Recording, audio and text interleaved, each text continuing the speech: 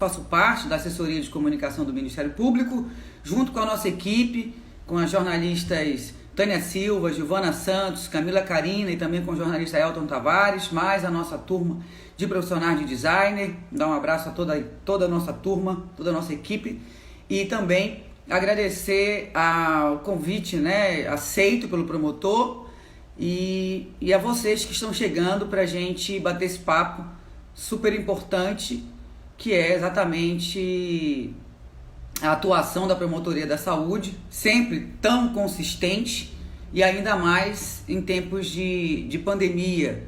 O Ministério Público do Amapá tem tido uma atuação muito forte desde o início, desde a formação do Gabinete de Gerenciamento de Crise, passando por todas as medidas que eram necessárias ser tomadas, tanto para a segurança de membros, servidores e colaboradores da instituição, até uma atuação coordenada pelo Gabinete de Gerenciamento de Crise, que tem como coordenadora, como presidente, a Procuradora-Geral de Justiça, promotora Ivana Sei, como coordenador, o chefe de gabinete da instituição, promotor João Furlan. E esse Gabinete de Gerenciamento de Crise, ele foi dividido em vários eixos finalísticos, vários grupos de trabalho, em que os promotores das mais diversas áreas têm atuado, que são inúmeras as recomendações, ações civis públicas, cobranças, evidentemente, para o melhor atendimento da sociedade. E uma das promotorias, naturalmente, com maior atuação nesse período, tem sido a Promotoria da Saúde, e essa atuação já resultou em conquistas importantes, em ações julgadas, em condenações para o poder público, a fim de que uma série de providências sejam tomadas.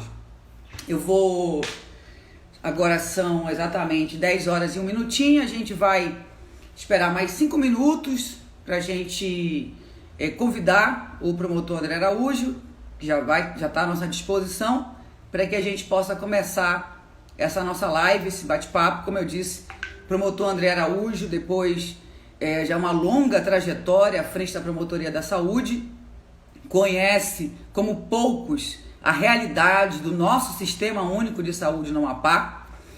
A Promotoria da Saúde, que hoje também tem a promotora Fábia Nilce, tem uma atuação muito forte e permanente de visitas, de inspeções, de conhecer de fato a realidade das nossas unidades de saúde, sejam elas do município, sejam elas do estado, inspeções corriqueiras e cobranças contínuas para que o nosso Sistema Único de Saúde no Amapá pudesse ser melhor estruturado. Como eu disse, o promotor André Araújo é um profundo conhecedor do SUS e tenho certeza que vai ser uma conversa que vai nos ajudar a compreender, as dificuldades que ainda temos no atendimento à saúde do Amapá, mas muito precisamente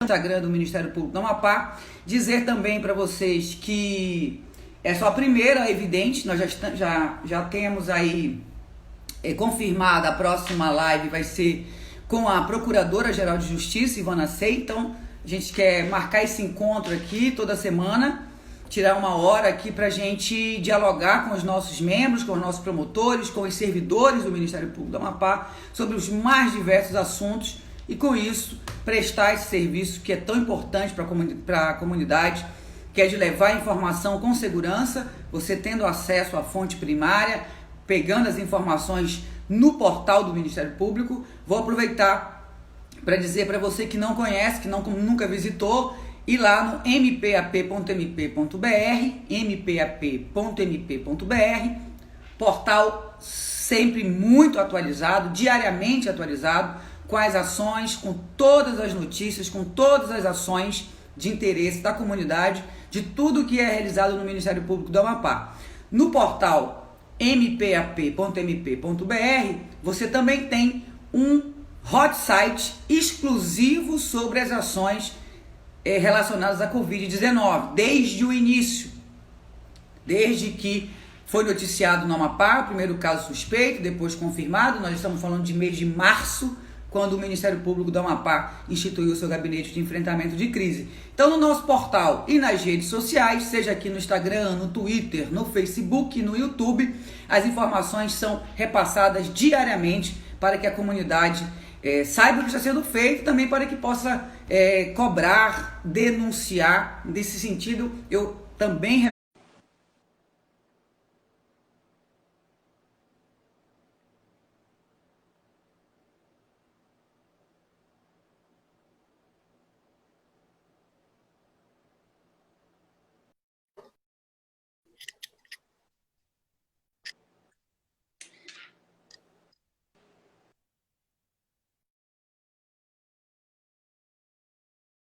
de que a internet está ruim, né? Isso é um...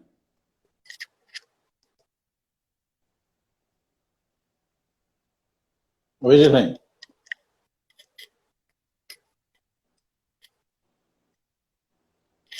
Estamos tentando melhorar a conexão, né? Esse é um problema que, lamentavelmente, nós estamos sujeitos. Estou tentando conectar aqui com o promotor André Araújo. Eu estou te vendo já, Gislaine. Pois é, eu estou lhe ouvindo, mas não estou lhe vendo na tela.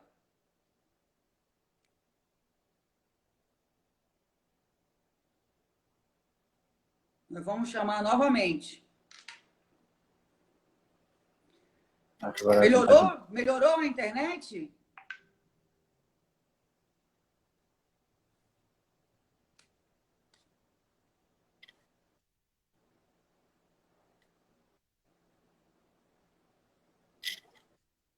Não entrou ainda aqui, né? Tá meio escuro.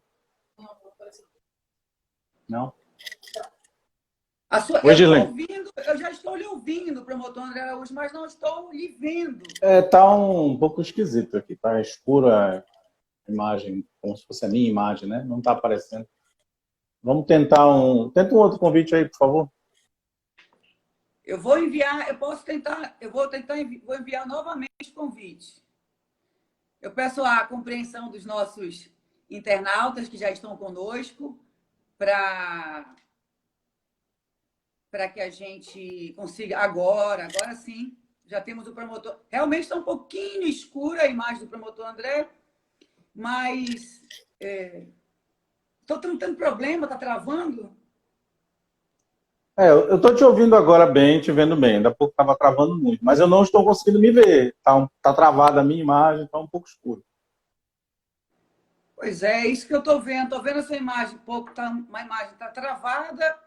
Aí eu não sei onde é que nós estamos com problema de internet. Se é onde eu estou tentando... Tá. Eu vou dar uma olhada aqui na minha conexão, mas eu acho que o problema é por aí.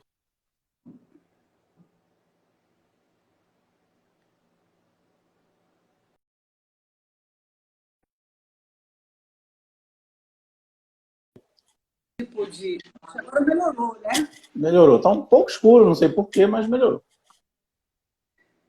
Eu estou lhe vendo bem agora. O pessoal que está nos acompanhando, se puder dar um ok para a gente, se está ouvindo, se está travando, quem puder dar um feedback para a gente, seria importante. Como eu disse, estava conversando com os nossos internautas que já entraram na live. Está melhorando, disse aqui o doutor Nicolau Crispino. Bom dia, doutor Nicolau. Bom dia, já vi a Thelma, já vi vários colegas. Está ok, Bianca. Obrigada, Bianca, pelo feedback. Cláudia Monteiro, o pessoal que está entrando. Porfírio, já dando nosso bom dia mais uma vez. Como eu falei no início dessa transmissão, nós estamos iniciando hoje esse exercício de fazer, inclusive, dizer que foi uma sugestão do próprio promotor André, que a assessoria de comunicação abraçou e que eu tenho certeza vai ser uma ferramenta muito importante e a gente vai procurar melhorar, aperfeiçoar. O promotor André Araújo, como eu disse, tem uma longa trajetória na Promotoria de Defesa da Saúde e, sem dúvida nenhuma, é uma das pessoas que mais entende do Sistema Único de Saúde no Amapá. E a Promotoria da Saúde tem tido uma atuação intensa.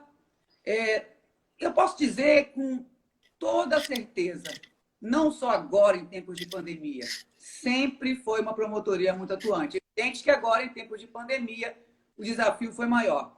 Promotor André Araújo, muito bom dia. Muito obrigada pela sugestão, por estrear esse canal aqui conosco. E vamos começar, então, falando sobre esse trabalho da promotoria frente à pandemia, as medidas que foram adotadas desde o início.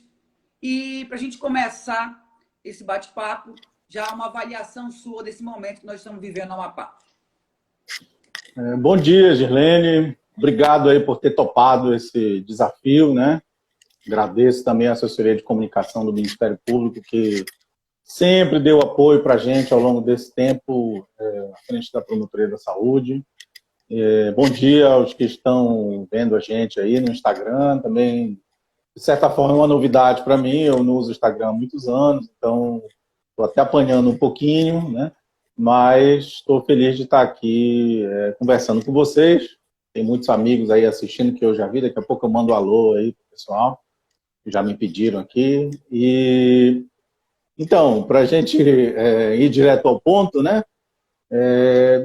Quando a gente começou a trabalhar com essa possibilidade da epidemia, que depois confirmou-se como uma pandemia, vir para cá, para a gente, né, para o Amapá, já na Promotoria da Saúde, a gente começou a se preparar para o que viria. A gente sabia que seria uma coisa bastante difícil. A promotoria tem 7 anos, né, a Promotoria da Saúde. Foi instalada lá em 2013, com uma demanda da sociedade amapaense. Foi feita uma consulta pública no site do Ministério Público pedindo que fosse instalada uma promotoria de saúde no Ministério Público. Já havia, obviamente, a atribuição de saúde antes, assim, dentro de outras promotorias, mas a criação da Promotoria da Saúde partiu dessa iniciativa do Ministério Público em consultar a sociedade, e eu fui o primeiro, tive o prazer de ser o primeiro promotor da Promotoria da Saúde, até hoje, aqui atuando. E a gente, lógico, se reuniu, eu e a doutora Fábia, que é a outra colega nossa da Promotoria da Saúde, com os nossos colaboradores, e percebemos que haveria, sim, a necessidade de uma intervenção mais intensa. Isso foi também abraçado pela Procuradoria-Geral, foram criados grupos de trabalho com áreas de atuação diversas dentro do Ministério Público, seja na defesa do patrimônio, seja na defesa da saúde, do consumidor, para que a gente pudesse atuar de uma forma conjunta, de alguma maneira, para minimizar ou debater ou recomendar aquilo que a gente achava mais interessante nesse momento.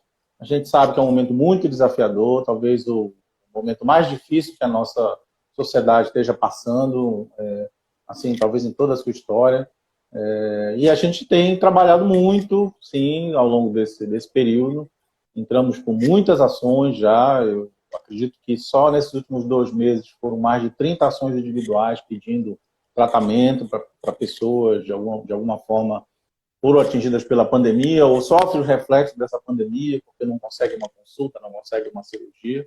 E também ações coletivas, recomendações para aquisição de medicamentos, para transferência de pacientes, para os mais diversos problemas que a gente tem visto no nosso sistema de saúde, que é bom que se diga, já estava em colapso antes da pandemia, né?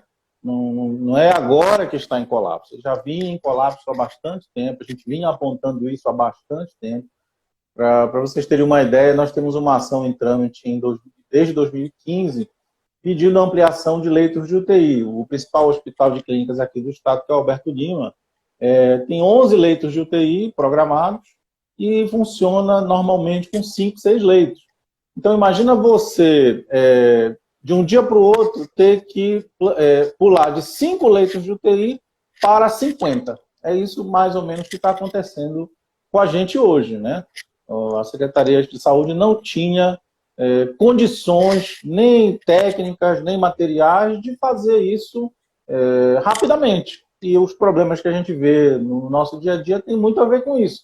Talvez se aquilo que a gente tivesse pedido para o Judiciário lá atrás, em 2015, tivesse sido implementado de alguma maneira, talvez não estivéssemos com tantos problemas hoje, já que todas essas situações aí de falta de medicamentos, falta de leite, falta de estrutura física, já vêm sendo apontados por nós há muitos anos.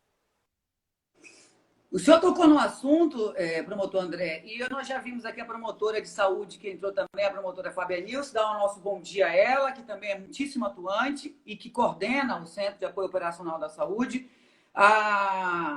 Eu estou vendo aqui a Emília Chaves fez uma observação na esteira do que o senhor vinha falando, que a estrutura do nosso sistema de saúde no Amapá é a mesma desde o território federal. Promotor André Araújo, é a mesma estrutura mesmo? Vamos lá. A gente tem realmente uma estrutura física muito deficiente em alguns aspectos. Primeiro, a gente tem um hospital de emergências que, de fato, nunca foi planejado para ser um hospital. Era, salvo engano, um hotel, na época do território, e foi transformado num hospital de emergência. Por isso que a gente vê aquela dificuldade quando aparece na televisão, aquelas condições. Não que isso justifique que esteja daquele jeito. Para os senhores terem uma ideia, alguns anos atrás foi feita uma emenda parlamentar para uma reforma ali. Foi disponibilizados 7 milhões de reais para a reforma do HE.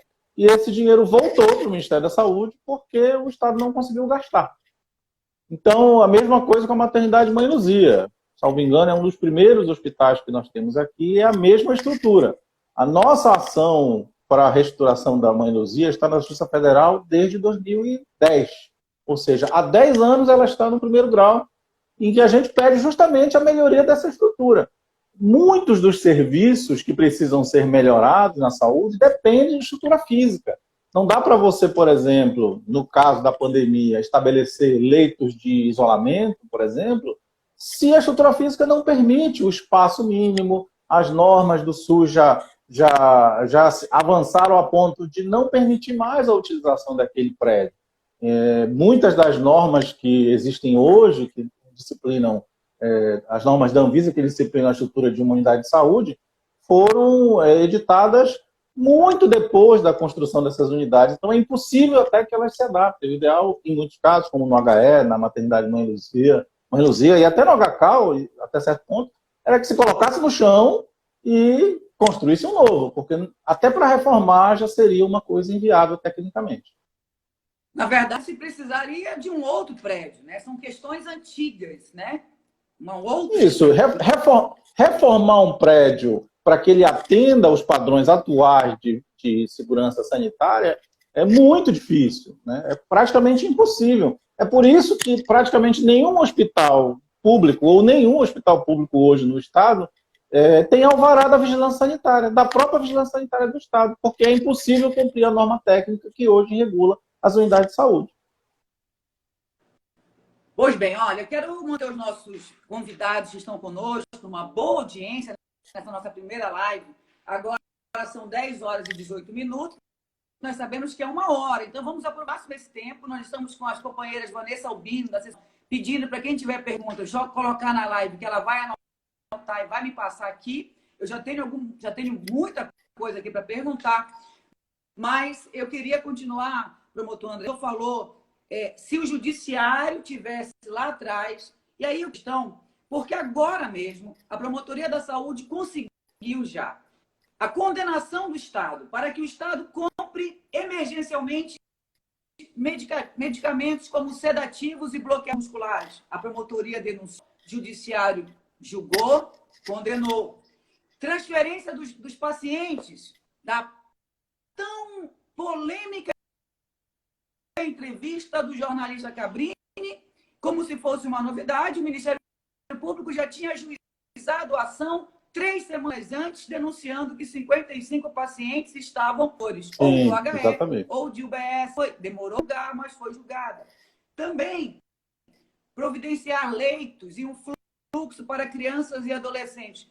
Eu queria abrir como é que o senhor se sente? Porque o promotor de saúde ele tem um limite de atuação. Ele fiscaliza, ele denuncia e ele cobra que a justiça julgue e a decisão judicial ser efetivada. Mas, infelizmente, entre a denúncia e a execução da política pública, promotor André, muitas vidas se perdem e a sociedade fica com a sensação de que há muita impunidade. O que é que o senhor falasse sobre isso? Bem, assim, é importante que as pessoas entendam que o Ministério Público ele não faz parte do Poder Judiciário, apesar de que muita gente acha. Então, nós somos um órgão de controle, um órgão fiscalizador que tem o poder de postular judicialmente. Então, o que acontece muitas vezes? O cidadão ou o próprio Ministério Público descobre uma irregularidade na sua atuação e recomenda, oficia, cobra, requisita informações do gestor, da pessoa responsável. Nem sempre isso tem o resultado que a gente gostaria. Lógico que o nosso primeiro passo não é ajuizar uma ação. Nosso primeiro passo é abrir um procedimento, pedir informações. Se a gente perceber que há alguma irregularidade, recomendar para o gestor sanar aquilo, no nosso ponto de vista. Nem sempre o gestor concorda. E muitas vezes o gestor às vezes resiste, né? Porque tem um ponto de vista diferente, tem as suas próprias necessidades. Aí o que acontece? A gente às vezes é obrigado a entrar com ação judicial, colocando tudo aquilo que a gente já apurou, as informações que a gente colheu, aquilo que seria a norma, que a gente acredita que deveria ser aplicado. E a gente leva isso ao judiciário. Só que no judiciário começa uma outra discussão. Dá-se prazo novamente para que o gestor responda, ele coloca o ponto de vista dele para poder fazer o convencimento do magistrado. O que a gente percebe às vezes é que, apesar da gravidade de certas situações, essas ações se prolongam muito. Às vezes pela complexidade, às vezes nem sempre. A gente entende que existe o contraditório, o direito do gestor apresentar o seu ponto de vista e ter um prazo, às vezes, para solucionar isso. Porém, o que a gente percebe é que muitas dessas decisões judiciais carecem de efetividade. Às vezes a gente consegue a decisão judicial. Por exemplo, a transferência dos pacientes, muitos desses que vieram a óbito nos hospitais sem o leito adequado, eles estavam numa lista de pacientes que foi determinado judicialmente que houvesse a transferência. Mesmo assim, ela não aconteceu.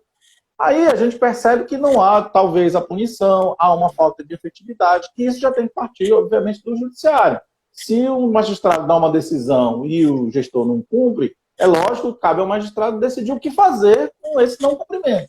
E aí, às vezes, a gente fica pedindo, apontando, pedindo que seja tomada alguma medida coercitiva, que nem sempre acontece.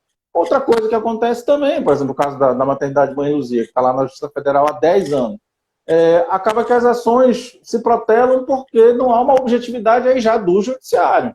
Ao invés de dar uma decisão dizendo sim ou não, às vezes o processo acaba se alongando muitos anos e depois de 10 anos, tudo aquilo que a gente já tinha colocado de provas ali naquele processo se perde, já não serve mais. A realidade é outra. Embora, se tratando de saúde do Amapá, a realidade de 10 anos é mais ou menos a mesma realidade de hoje. Pois bem, olha, dentre as perguntas que eu vi chegando aqui, o Monteiro, ele pergunta o seguinte, pergunta de Monteiro Rosival. O MP já verificou se existe a capacidade de carga para os equipamentos instalados no Centro Covid do Santo Inês? Cortou um pouquinho a pergunta, Gilene.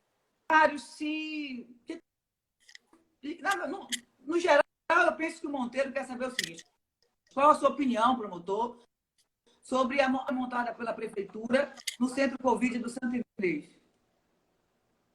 Eu não tive ainda a oportunidade de ir lá. Eu já sei que tem reclamações, que estaria havendo despejo. Ouvi, sim, ouvi. Deu para ouvir. Ainda não tive a oportunidade de visitar aquele centro lá. Eu sei que já há reclamações relacionadas com alguma coisa lá, dejetos, né? Isso é objeto de preocupação nossa já nesse momento.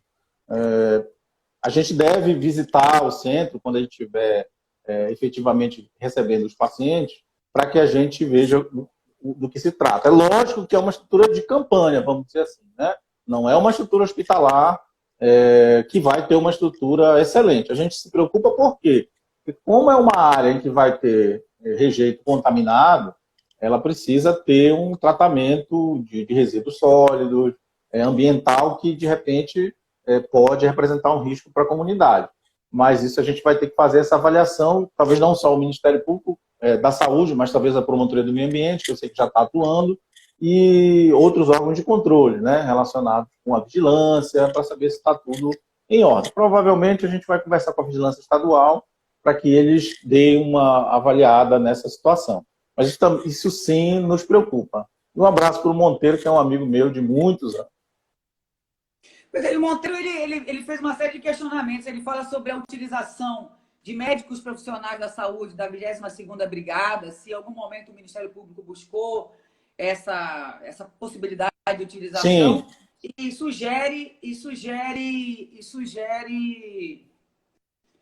um convênio com a Marinha, especificamente a situação de Laranjal do Jari. Eu sei que a atuação da Promotoria da Saúde ela é de Macapá, mas nós estamos assistindo uma situação que parece que se agrava muito no Laranjal do Jari, que já tem mais casos do que o município de Santana, né? Não, então, sobre a atuação das Forças Armadas, lógico que isso é uma articulação entre instituições, né? Mas, sim, houve assim, um papel do Ministério Público nisso. Eu conversei pessoalmente com a doutora Ivana a respeito, ela fez alguns contatos com as Forças Armadas, especificamente o Exército, para a instalação de um hospital de campanha aqui. Isso há mais de mês, né? Talvez quase 2 meses. Levamos essas situações para a Prefeitura de Macapá e para o Estado, e eles optaram por outro caminho. O que havia era uma proposta das Forças Armadas de instalar um hospital de campanha, e eles precisavam, óbvio, de uma contrapartida que, salvo engano, não posso falar exatamente porque eu não tenho a documentação, mas eu a vi rapidamente, que seria em torno de R$200 mil. Mas tanto o município de Macapá quanto o estado do Amapá rechaçaram a possibilidade de usar isso. O que a gente está vendo hoje é a Prefeitura de Macapá instalando um hospital de campanha, vamos dizer assim, né, numa quadra semelhante ao que talvez fizesse o Exército com o pessoal dele, com o apoio, lógico, dos gestores. A gente não pode interferir no que a gente chama de discricionariedade, né, na escolha do gestor em tomar as suas decisões. Em algumas situações, o Ministério Público atua em bastidor, sugerindo algumas coisas, mas, obviamente, eu não posso obrigar o gestor a pactuar com as Forças Armadas para, de alguma maneira, atuar. Isso fica a cargo, obviamente, do gestor.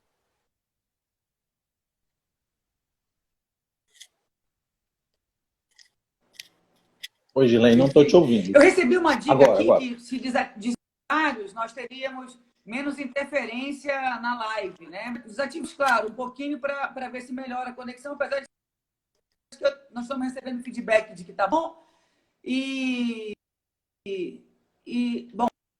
Bom, aí a Séfora Rola mandou uma pergunta aqui: por que fui bloqueado? Ninguém foi bloqueado para perguntar. Foi uma sugestão aqui, como a gente está fazendo vivo, né? Não teve bloqueio de ninguém, não. A gente quer mais participação das pessoas. Foi uma sugestão de que isso poderia melhorar para não travar. E para a gente poder continuar a nossa live. Lembrando que a gente já está com 30 minutos, né? Bom, promotor André, a gente sabe também que essa atuação muito forte da Promotoria da Saúde, mas está encerrando um ciclo, né?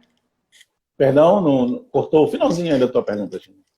Estou dizendo que essa atuação muitíssimo forte da Promotoria da Saúde também representa para o senhor hoje uma possibilidade, uma mudança de ciclo, porque o senhor também vai encerrar esse ciclo da Promotoria da Saúde para encarar outro desafio tão importante quanto, que é a urbanização da cidade de Macapá, né?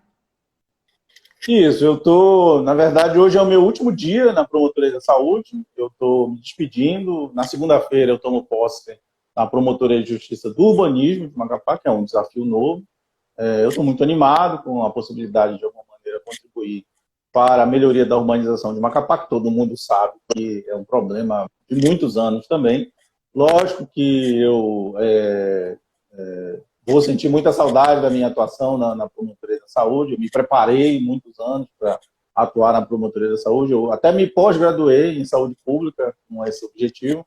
Mas aí apareceu essa oportunidade de mudança e a gente também, na nossa carreira no Ministério Público, a gente tem que aproveitar essa oportunidade para fazer isso aí. Eu também queria aproveitar para mandar um abraço para os meus amigos da Promotoria da Saúde, para a doutora Fábio, para todos que estão me assistindo aí. Eu sei que eu vou sentir saudade deles também, do nosso convívio, mas vamos continuar no Ministério Público se vendo, com certeza.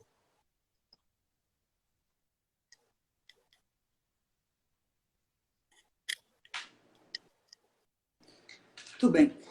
Promotor André, agora, assim, a gente fica com a sensação, ao olhar para o nosso sistema de saúde, a sensação que dá é que não tem jeito. Mas foi justamente agora, no momento de crise, que o tão criticado Sistema Único de Saúde se revelou como nosso grande trunfo. Então, afinal de contas, qual que é o problema, promotor? O senhor que estuda, que acompanha, ora os gestores reclamam de recurso, ora a comunidade fica com a sensação de que é corrupção, ora que é incoerência. Por que essa dificuldade em fazer com que geridas pelo SUS tenham vontade em prestar um serviço minimamente decente, organizado para a população? Olha, assim, primeiro eu queria destacar todo mundo que trabalha com saúde pública por um certo tempo se apaixona pelo SUS, tá? Que é talvez uma das maiores conquistas da nossa sociedade. É engraçado que o brasileiro ele não quer contar com o SUS de jeito nenhum, mas na hora que as coisas apertam, né, financeiramente, vamos dizer assim, já que os serviços de saúde costumam ser muito caros, é a primeira porta que se corre é para a porta do Sistema Único de Saúde. E não é só isso, o SUS não é só os hospitais que a gente vê na televisão, que muitas vezes estão sucateados, mal geridos, roubados, como acontece em muitos lugares. Na verdade, o SUS é muito mais que isso. O SUS é a estratégia de saúde da família, o SUS é a vacina que você toma, o SUS é o remédio para o HIV de graça, o SUS o maior, o segundo ou maior sistema de transplantes do mundo. Então, todas essas conquistas que o SUS trouxe para nós ao longo desses anos, elas estão aí no nosso dia a dia. A gente tem acesso à saúde de graça. E nesse momento, na pandemia, ele se torna até mais importante.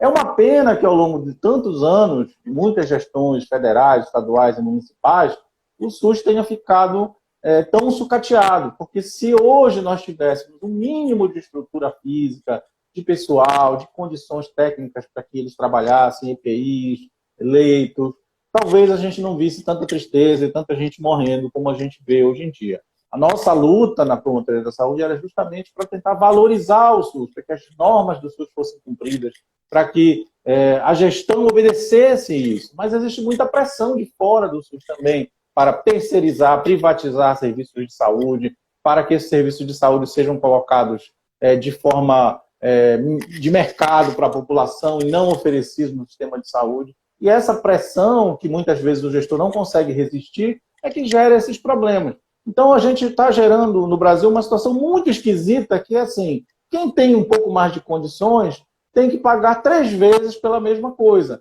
Paga, às vezes, um plano de saúde, paga pelo SUS com os impostos, e quando quer uma consulta melhor, um médico melhor, um tratamento melhor, tira do próprio bolso de novo para conseguir um tratamento. Então, isso não faz sentido a gente pagar 3 vezes pela mesma coisa. O SUS é inspirado no programa de saúde inglês, o NHS, e lá a gente vê que funciona bem. Infelizmente, a inspiração ficou só na inspiração. A estrutura.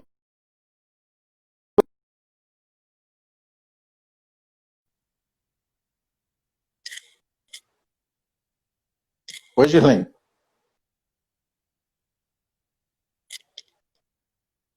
Parece que agora caiu de vez.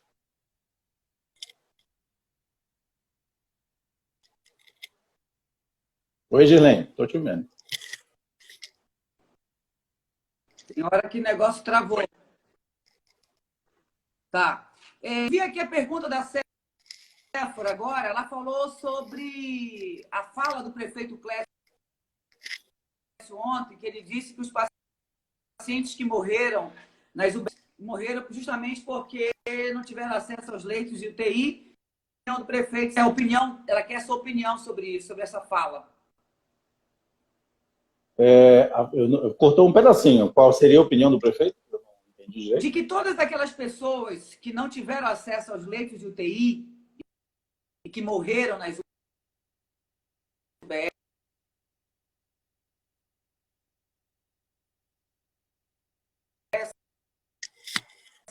poderiam ter sido salvas caso tivessem tido condições de lutar pela vida no leito. Não mesmo disse na TV, não tem leito. Bom, o que acontece é assim, a unidade básica de saúde, ela não, obviamente não foi projetada para receber leitos de UTI. Realmente aquelas pessoas que têm prescrição de UTI não deveriam estar lá. Ali seria um local de baixa, no máximo média complexidade, como a gente chama em saúde pública. De fato, elas teriam muito mais chance de sobreviver se tivesse sido feita a transferência para o leito adequado, sim. É verdade. Dizer que todas sobreviveriam ou que elas não teriam falecido, talvez seja um exagero. Mas, de fato, eu acho que o cidadão tem o direito, pelo menos, à oportunidade. O que acontece no Sistema Único de Saúde e o que tem acontecido nessa pandemia não é dizer que o cidadão poderia se salvar ou iria morrer. Isso ninguém tem como saber. O que se faz, o que é lamentável, é negar ao cidadão sequer o direito de ter a oportunidade de se salvar, de ter acesso a um tratamento, a um leito, já que isso está garantido na Constituição. É sobre isso que a gente está falando. Dizer que todo mundo vai se salvar, está correndo uma notícia aí nas redes sociais de que todo mundo que vai para o leito de UTI lá do Centro Covid-1 faleceu. Não é verdade, a gente sabe que algumas pessoas não faleceram. Porém, a gente sabe também que a mortalidade do Covid-19 para quem vai para o leito de UTI no Brasil é altíssima, é em torno de 66%. Provavelmente aqui é mais alta. Então, é uma doença muito grave, é uma doença que causa um problema sistêmico no paciente que é muito difícil de tratar, ainda mais na falta de insumos, na falta de soro, na falta de sedativos, na falta de medicamentos. Aí realmente fica impossível.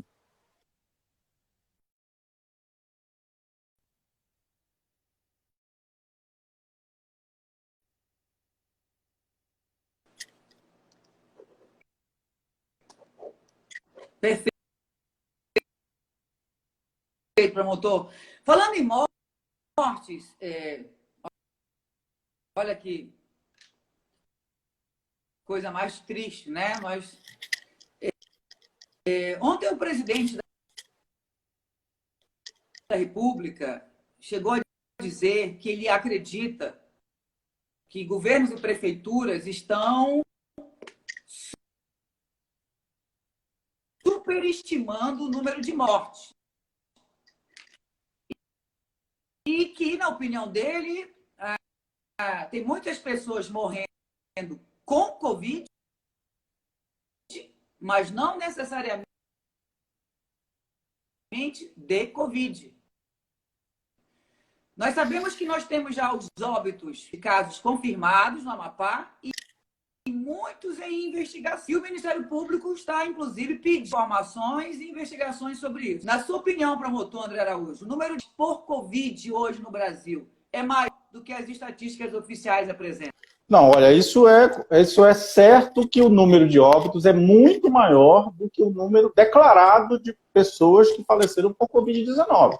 Isso já é bem visível. O próprio prefeito foi à televisão dizer que aumentou bastante a média de sepultamentos durante esse período. Salvo engano, ele disse que pulou de 120 para mais de 500. Então está na cara que há, sim, mais óbitos do que estão declarados. Nós, na Promotoria da Saúde, pedimos informações aos cartórios já, porque havia uma denúncia de subnotificação.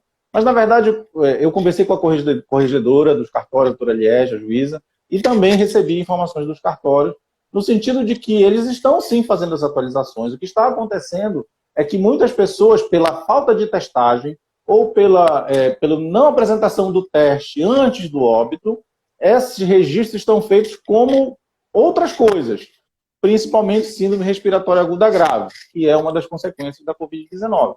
Então, é bastante provável que mais adiante, talvez o próprio Ministério Público, ou os órgãos de vigilância, tenham que fazer uma revisão desses óbitos para mostrar que sim, há um aumento considerável de óbitos por causa da pandemia.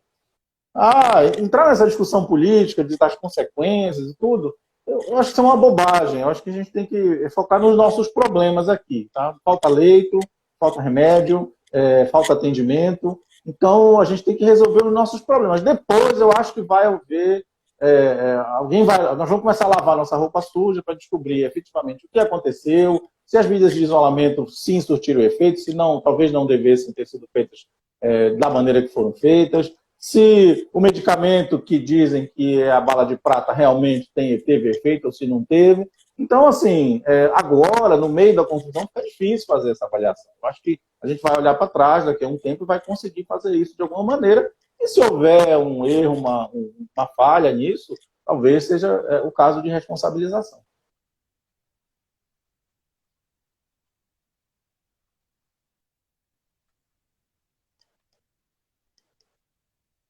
Promotor, lá que a gente observa que o Brasil não é uma nação unida contra o vírus, né? É uma nação desunida contra o vírus, inclusive com divergências gigantes sobre as medidas de isolamento social. Por exemplo, o Poder resolveu prorrogar o lockdown por mais 5 dias. Queria a sua opinião sobre isso.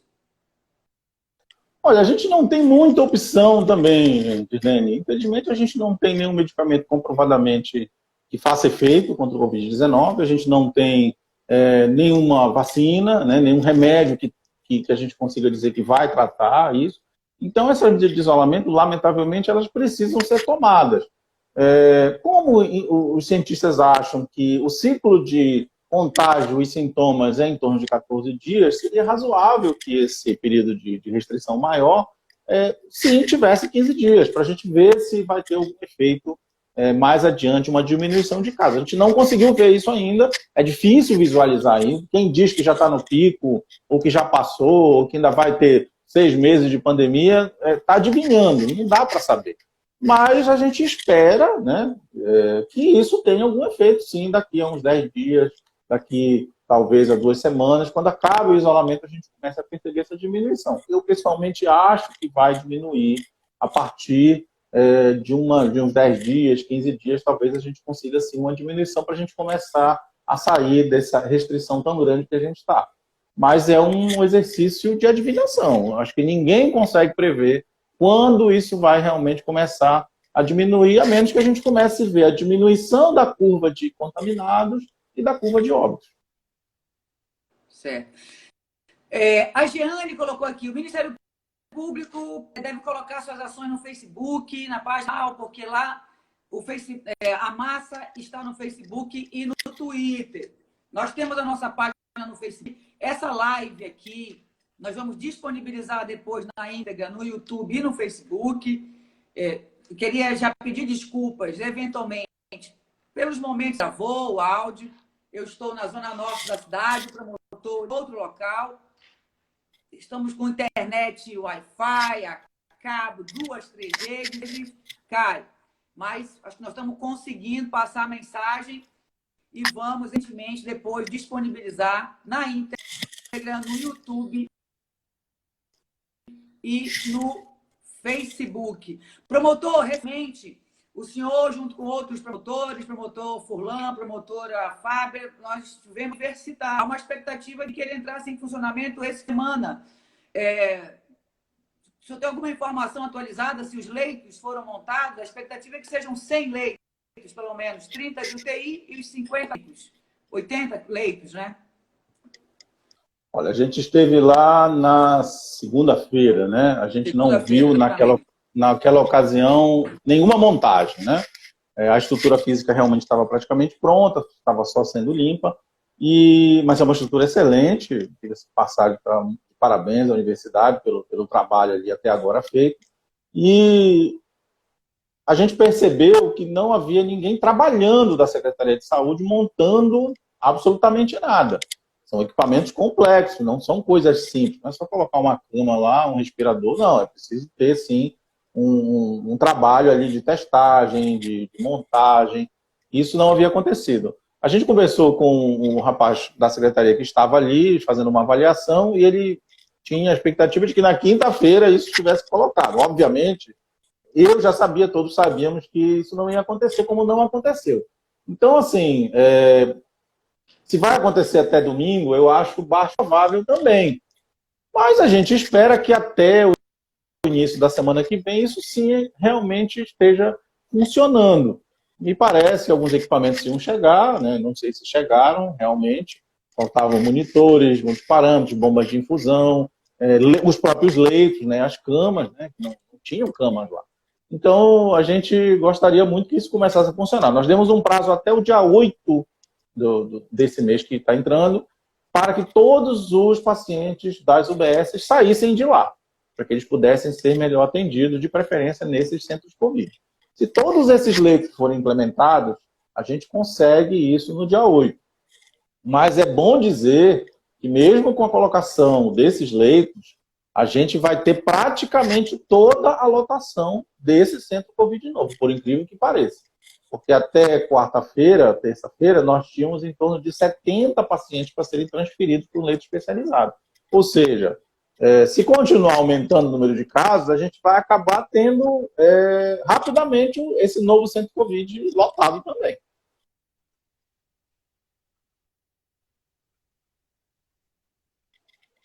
Perfeito.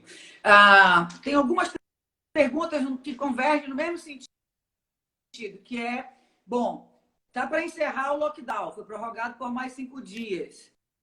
E está sendo anunciado um plano de abertura gradual do comércio. O senhor acha que está na hora? Eu acho que só se poderia falar em abertura na hora que a gente começasse a ver a curva de contaminação diminuir. Isso ainda não está acontecendo. Inclusive, batemos recordes de casos essa semana.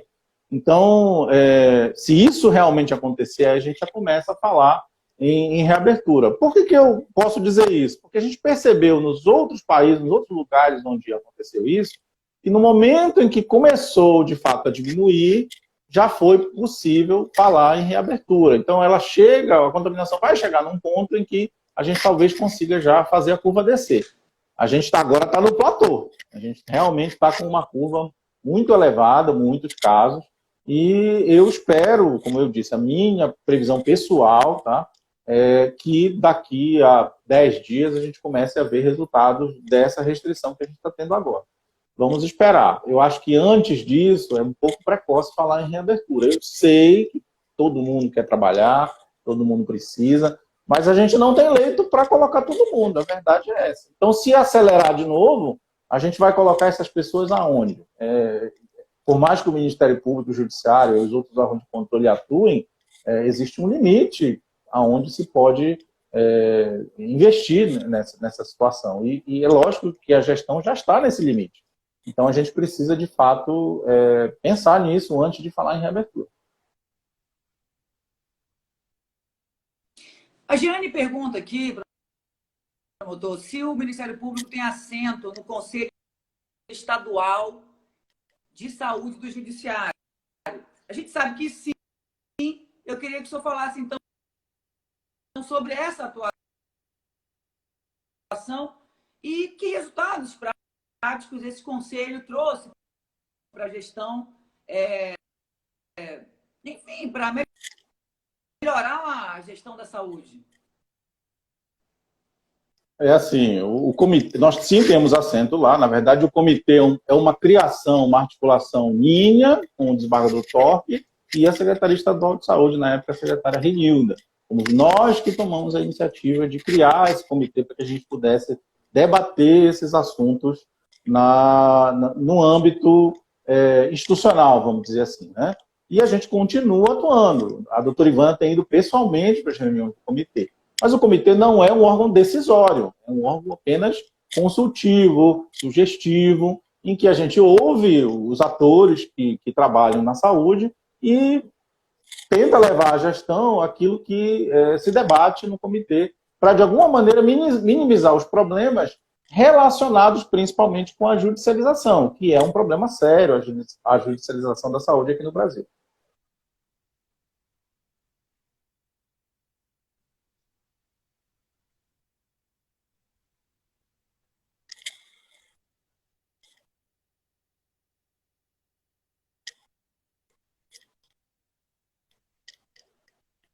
Não ouvi nada, Gislene, dessa vez.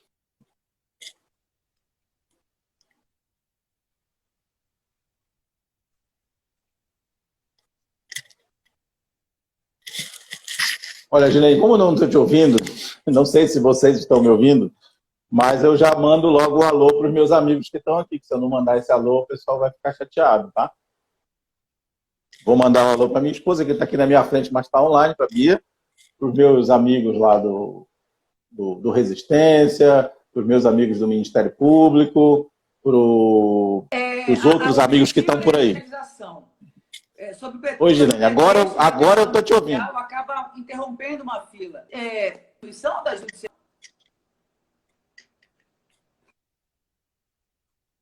O objetivo, isso aconteceu na prática? Eu já não... Não, então, agora o senhor está me ouvindo? Não. Agora sim, Gilene. Estou te ouvindo. Está com um atraso. Na verdade, o que está acontecendo é que eu estou te ouvindo com um atraso. Então, você gesticula e eu te ouço depois. Mas estou te ouvindo agora.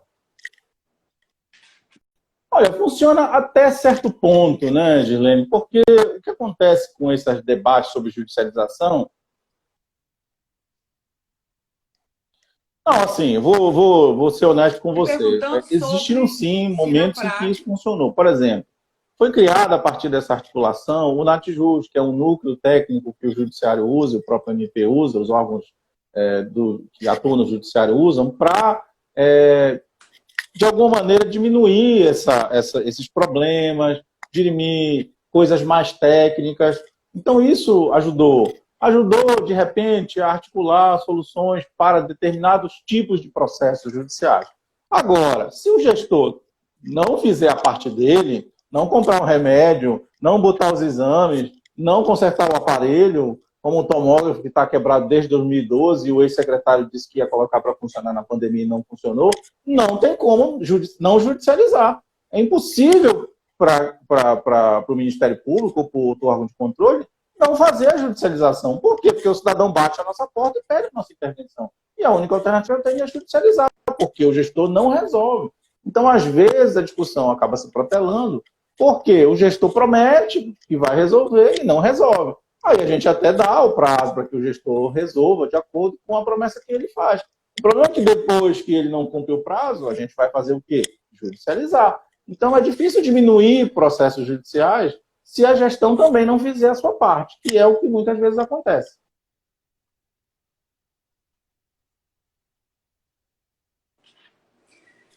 Doutor André, tem algumas pessoas dizendo que está sem áudio. Eu acho que a live está com uma audiência muito boa. Tem muita gente repercutindo no Twitter o que está sendo colocado aqui. Nós vamos disponibilizar essa íntegra depois no Facebook e no YouTube. Eu queria que o senhor aproveitasse esses 4 minutos para o senhor fazer suas considerações finais. Eu sei que também é uma fala de despedida. E eu, como jornalista, assessora de comunicação do MP, que lhe acompanhei nesses 7, 8 anos, quero lhe parabenizar, dizer que eu sinto muito orgulho do trabalho que o senhor fez na frente da Promotoria da Saúde.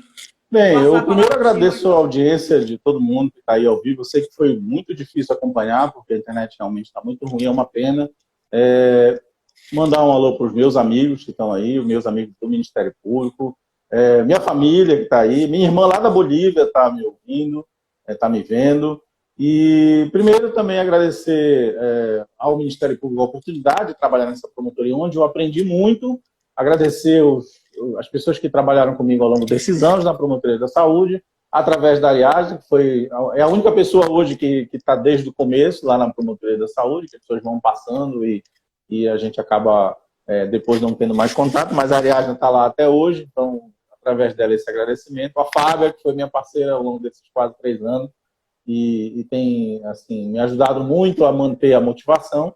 E, assim, me desculpar pelas falhas nossas, porque a gente também não consegue, de alguma maneira, resolver tudo aquilo que a sociedade pede da gente. A gente faz aquilo que está no nosso alcance, mas nem sempre é o melhor.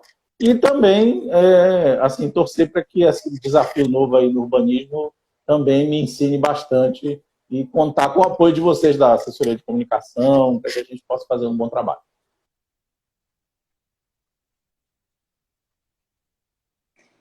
Sem dúvida, já podemos imaginar uma promotoria de urbanismo, de habitação, com a sua pegada, né, de um promotor muito atuante. E isso acho que o reconhecimento está vindo aí na live, as pessoas lhe parabenizando, já vi muitas mensagens. Aqui a procuradora Estela Sá, parabenizando o doutor André pelo trabalho realizado frente à Promotoria de Saúde, foi um guerreiro, e para mim não sairia.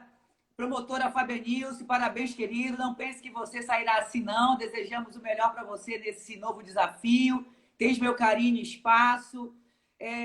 advogado Vicente Cruz, parabenizando, doutor Nicolau Crispino, a Giovana Santos, em nome da um alô para minha mãe, ela não estava tá conseguindo aqui, entrar, estava me mandando o amigos. WhatsApp aqui, mas eu não conseguia responder, mas aí um abraço para ela também, claro. Eu também, eu desliguei o WhatsApp Web para melhorar a conexão, acho que isso ajudou. E de fato, doutor Furlan... Um abraço para eles também. Carol sempre pede abraço. Parabenizando Ariadna, o promotor Jander Vilhena, por onde passar, fará um excelente trabalho. Isso aí foi planejado. Do Flamengo, isso aí foi planejado, eu imaginei. Eu estou aproveitando esses minutos para prestigiar e reverberar aqui. Carol Dias, parabéns pelo trabalho, guerreiro. A Elisete Paraguaçu, que é uma servidora da vigilância cedida para a promotoria, que foi um grande trunfo que o senhor levou. Parabenizando pelo trabalho. Serginho Pimentel, Caneca Linda, doutor, sempre entra. Socorro, teve um excelente trabalho. Estou deixando esses minutos. Bianca, sabia que alguém ia falar da Caneca. Alguns gestores penalizados pelas mortes.